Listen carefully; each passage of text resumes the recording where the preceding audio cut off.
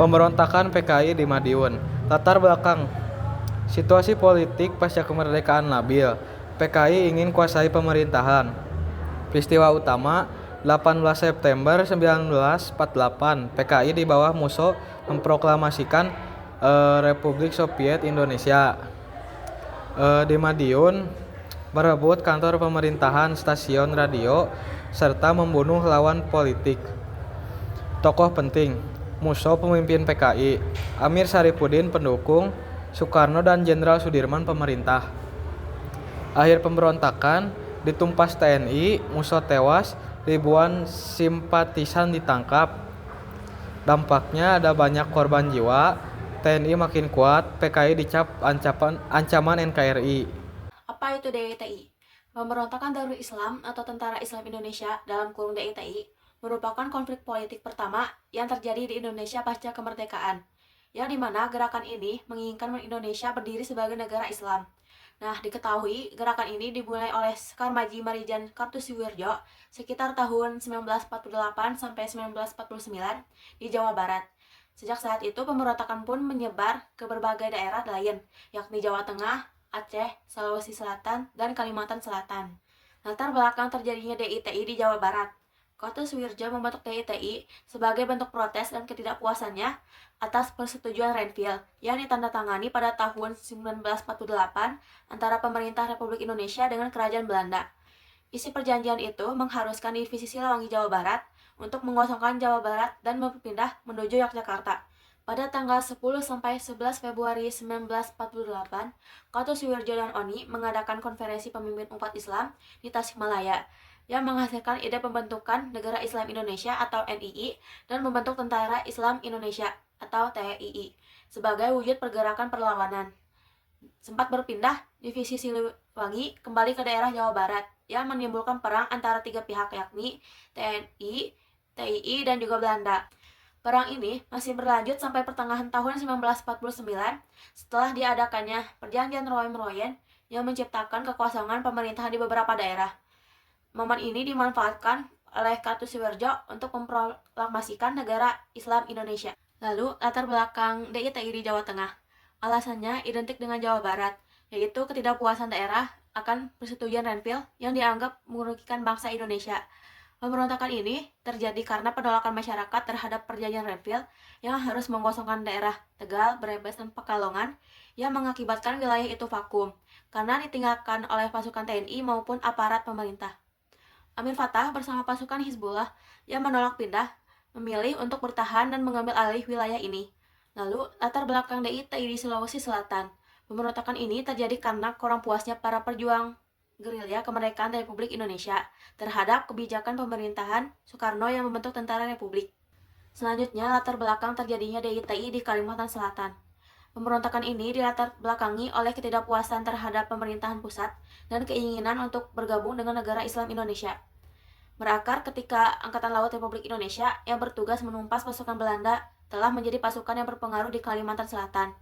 Ketika konflik dengan Belanda mereda, pemerintah menata ulang kesetaraan Kalimantan Selatan yang menyebabkan tentara didemobilisasi sehingga membuat pasukan kecewa dan timbul ketidakstabilan di Kalimantan Selatan. Yang terakhir, latar belakang terjadinya DITI di Aceh. Pemberontakan ini diawali oleh kebijakan pemerintah pusat tahun 1950 untuk menjadikan Aceh sebagai salah satu kabupaten di bawah Provinsi Sumatera Utara. Mendengar keputusan tersebut, ulama-ulama yang tergabung di dalam pusat menolak keputusan sepihak yang dianggap tidak menghargai perjuangan masyarakat Aceh. Selanjutnya, akhir dari gerakan DITI. Cara mengatasi gerakan DITI di setiap daerah tidak selalu sama, karena mempertimbangkan latar belakang pemberontakan DITI dan cara yang paling efektif di setiap daerahnya. Di Jawa Barat, pada tahun 1960, Kodam 6 Siliwangi melakukan usaha penumpasan secara intensif. Salah satunya dengan Operasi Pagar Betis. Operasi itu berhasil menangkap Kartosuwirjo dan ia pun dijatuhi hukuman mati. Selanjutnya di Jawa Tengah, pemerintah membentuk pasukan khusus bernama Banteng Rider. Melalui Operasi Banteng Rider, pemberontakan DITI di Jawa Tengah pun ditumpaskan. Selanjutnya di Sulawesi Selatan, pemerintah segera bertindak dengan mengirimkan operasi militer ke Sulawesi Selatan. Hingga akhirnya pada bulan Februari 1965, Kahar Muzakar pun berhasil ditembak mati dan mengakhiri pemberontakan di Sulawesi Selatan. Selanjutnya di Aceh, pemerintah menempuh operasi militer dan juga perundingan. Nah, hingga akhirnya pada tahun 1962 tercapailah kesepakatan melalui Kerukunan Rakyat Aceh yang diadakan atas inisiatif Kolonel Yasin. Selanjutnya, yang terakhir, di Kalimantan Selatan, pemerintah awalnya ingin menempuh jalan damai melalui jalur perundingan. Namun, jalur ini gagal dan menempuh operasi militer. Pada tahun 1963, Ibnu Hajar tertangkap dan dijatuhi hukuman mati, sehingga pemberontakan pun berakhir. APRA. Latar belakang gerakan APRA. APRA, atau yang kita sebut dengan Angkatan Perang Ratu Adil, merupakan gerakan pemberontakan yang melancarkan aksinya pada 23 Januari 1950 di Bandung. Pemberontakan APRA dipimpin oleh Raymond Westerling, seorang mantan kapten tentara Hindia Belanda dari Kesatuan Koninklijk Nederlands Indische Leger atau KNIL. Westerling memiliki keinginan mempertahankan bentuk negara federal sesuai perjanjian Renville dan menolak pembentukan Republik Indonesia Serikat atau yang kita sebut dengan RIS. Menurutnya, fokus RIS di bawah Soekarno dan Hatta terlalu Jawa sentris. Selain keinginan mempertahankan negara federal, kesepakatan konferensi meja bundar juga menjadi salah satu latar belakang dari pemberontakan APRA. Nah, berdasarkan konferensi meja bundar, didapatkan hasil yang pertama itu penarikan tentara Koninklijk Leger KL dari Indonesia. Yang kedua, pasukan KNIL akan dilebur dengan kesatuan TNI. Atas dasar kekhawatiran akan hukuman Kenil, Pasca bersatu dengan TNI membuat Kesatuan Kenil melakukan pemberontakan di bawah APRA. Komandan dari Kesatuan Depot Special Truppen, DST, Raymond Westerling kemudian memanfaatkan momen ini dan mengumpulkan sebanyak 8.000 pasukan. Westerling menamakan gerakannya sebagai Angkatan Perang Ratu Adil, atau yang kita sebut dengan APRA, yang diambil dari jangka Jayabaya tentang Sang Ratu Adil. Lanjut kita masuk ke kronologi pemberontakan dan penyelesaian APRA. Kronologi APRA, selain Bandung, Jakarta juga menjadi wilayah yang dijadikan target APRA, karena pada Januari 1950, Jakarta dijadikan tempat untuk sidang kabinet RIS. Untuk membahas kembalinya Indonesia ke bentuk negara, kesempatan besar APRA adalah Bandung belum sepenuhnya dikuasai divisi Siliwangi serta militer Belanda yang kuat di Bandung. Pada pagi hari, tanggal 23 Januari 1950, pasukan APRA bergerak dari Cimahi menuju pusat kota Bandung, terutama di markas divisi Siliwangi. Sepanjang jalan menuju markas divisi Siliwangi, APRA menembaki pasukan tentara divisi Siliwangi yang tak terlihat bersenjata. Pertempuran tak seimbang karena APRA memiliki jumlah 800 pasukan dan divisi Siliwangi hanya 100 pasukan tersisa. Korban dari konflik ini adalah Letkol Adolf Lembong yang meninggal hingga APRA akhirnya menguasai markas divisi Siliwangi. Penyelesaian APRA pada tahun 1950, Soekarno selaku Presiden RIS menunjuk Hamid sebagai Menteri tanpa portofolio sekaligus Koordinator Lambang Negara. Menteri tanpa portofolio adalah menteri pemerintahan tanpa tanggung jawab spesifik atau tidak mengepalai kementerian tertentu. Pada tanggal 10 Januari 1950, Hamid melakukan perencanaan lambang negara dengan mengadakan sayembara. Namun, di sisi lain, Hamid menjalin hubungan dengan Westerling yang sepakat untuk mempertahankan bentuk negara federal dan tidak puas dengan jabatan Menteri Portofolio. Westerling menyerang sidang atas dasar kesepakatan dengan Hamid dengan menangkap semua menteri dan memberi tugas agar Sri Sultan Hamengkubuwono IX, Sekretaris Jenderal Ali Budiarjo, dan Kepala Staf Angkatan Perang RIS atau APRIS, Kolonel TB Simatupang, harus ditembak mati. Dr. Andes Muhammad Hatta turun langsung untuk melakukan perundingan dengan Belanda. Hasilnya, Mayor Jenderal Engels mendesak agar Westerling meninggalkan kota Bandung. Gerakan Andi Agis terjadi di Makassar pada 5 April 1950. Dipimpin Kapten Andi Agis, pemberontakan ini menolak penempatan pasukan APRIS dari Jawa dan menuntut agar keamanan dijaga pasukan lokal. Andi Agis menduduki tempat strategis, tapi pemerintah memintanya ke Jakarta.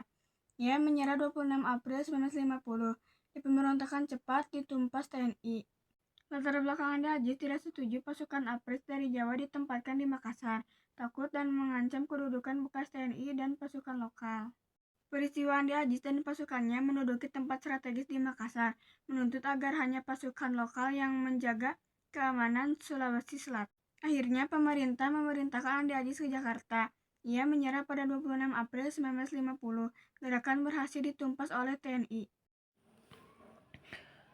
Republik Maluku Selatan atau disebut juga RMS. Republik Maluku Selatan adalah pergerakan separatis yang memproklamasikan kemerdekaan Maluku Selatan pada 25 April 1950. RMS berdiri karena penolakan sebagian masyarakat Maluku terhadap penggabungan dengan Republik Indonesia Serikat dan Negara Indonesia Timur. RMS dipimpin oleh Dr. Christian Robert Somokil dan didukung oleh mantan tentara Kenil serta Belanda. Pemerintah Indonesia menganggap RMS sebagai pemberontakan dan menumpasnya untuk menjaga kesatuan negara. Selanjutnya ada latar belakang adanya ketidaksetujuan sebagai masyarakat Maluku, terutama para mantan tentara Kenil terhadap pemburuan negara Indonesia Timur atau disebut juga NIT, dan keinginan pemerintah pusat Indonesia untuk menggabungkan wilayah Maluku ke dalam negara kesatuan. Ini memicu proklamasi RMS pada 25 April 1950 yang dipimpin oleh Dr. Christian Robert Somokil sebagai upaya membentuk negara merdeka terpisah dari Republik Indonesia Serikat. Selain itu, ketimpangan pembangunan dan kecemburuan sosial di wilayah tersebut juga menjadi faktor pendorong pemberontakan ini. Kemudian ada perkembangan Republik Maluku Selatan. Pemerintah Indonesia menumpas pemberontakan ini dan berhasil merebut Ambon pada akhir 1950. Somokil melanjutkan perlawanan di Seram hingga tertangkap pada 1963 dan dieksekusi pada 1966. Sejak itu, RMS kehilangan kekuatan di Maluku, tetapi tetap ada sebagai pemerintahan simbolis di pengasingan atau Belanda. Saat ini RMS tidak memiliki pengaruh nyata dan Maluku sah menjadi bagian NKRI. Dan yang terakhir adalah kesimpulan. Republik Maluku Selatan atau RMS merupakan gerakan separatis yang lahir pada 1950 sebagai bentuk penolakan terhadap pemberontakan negara kesatuan Republik Indonesia. Meskipun sempat melakukan perlawanan bersenjata dan menguasai Ambon, gerakan ini berhasil ditumpas oleh pemerintah Indonesia saja. Saat ini RMS hanya tersisa sebagai simbol perjuangan di pengasingan, terutama di Belanda, dan tidak memiliki kekuatan nyata. Sementara Maluku secara sah dan utuh menjadi bagian dari wilayah negara kesatuan Republik Indonesia. Sekian. PRRI dan Permesta. Nah, sebelumnya saya akan menjelaskan mengenai PRRI terlebih dahulu. PRRI singkatan dari Pemerintah Revolusioner Republik Indonesia adalah gerakan perlawanan daerah di Sumatera Barat yang diproklamasikan pada tanggal 15 Februari tahun 1958. Gerakan ini muncul karena ketidakpuasan daerah terhadap pemerintah pusat. Nah, selanjutnya ada Permesta atau singkatan dari Perjuangan Rakyat Semesta, adalah gerakan perlawanan di daerah Sulawesi Utara yang dideklarasikan pada tanggal 2 Maret 1957 oleh Venji Sumual. Permesta juga dilatar belakangi oleh rasa ketidakpuasan daerah terhadap pemerintah pusat. Selanjutnya ada latar belakang yang menyebabkan terbentuknya gerakan PRRI dan Permesta. Yang pertama ada ketidakmerataan pembangunan antara Pulau Jawa dan Pulau Luar Jawa. Yang kedua ada kekecewaan tokoh militer daerah terhadap pemerintah pusat. Yang ketiga ada gaji dan fasilitas prajurit yang tidak memadai, lalu dominasi politik pusat di bawah Presiden Soekarno. Lalu yang terakhir, keinginan daerah untuk mendapatkan otonomi yang lebih besar. Lalu selanjutnya saya akan menjelaskan secara singkat mengenai PRRI tahun 1958. Nah, PRRI 1958 itu dideklarasikan pada tanggal 15 Februari 1958 di Padang. Tokoh utama dalam PRRI itu adalah Kolonel Ahmad Hussein dan Syafruddin Prawira Negara. Nah, PRRI 1958 itu membentuk pemerintahan tandingan di Sumatera Barat dengan tujuan menuntut keadilan pembangunan, pembagian hasil ekonomi dan otonomi daerah yang lebih luas. Lalu ada Permesta tahun 1957. Permesta dideklarasikan di Manado tanggal 2 Maret 1957. Tokoh utama dalam Permesta adalah Letkol Venji Sumual. Permesta menguasai sebagian wilayah di Sulawesi Utara. Tujuan dari Permesta menuntut otonomi daerah yang lebih luas, kesejahteraan prajurit, serta pemerataan pembangunan. Lalu ada dampak PRRI dan Permesta. Dampak negatifnya menimbulkan perpecahan bangsa dan instabilitas politik, banyaknya korban jiwa dari rakyat maupun militer. Lalu ada kerugian ekonomi di daerah konflik. Nah, dampak positifnya ada pemerintah pusat menjadi lebih memperhatikan pembangunan daerah. Yang kedua, menjadikan pelajaran berharga bagi bangsa dalam menjaga persatuan. Lalu yang terakhir ada kesimpulan dari PRRI dan Permesta. Nah, PRRI di Sumatera dan Permesta di Sulawesi itu sama-sama muncul karena ketidakpuasan daerah terhadap pemerintah pusat. Gerakan ini bersifat separatis dan menantang legitimasi negara. Walaupun akhirnya ditumpas, peristiwa ini menjadi pelajaran penting agar pembangunan lebih merata di seluruh Indonesia.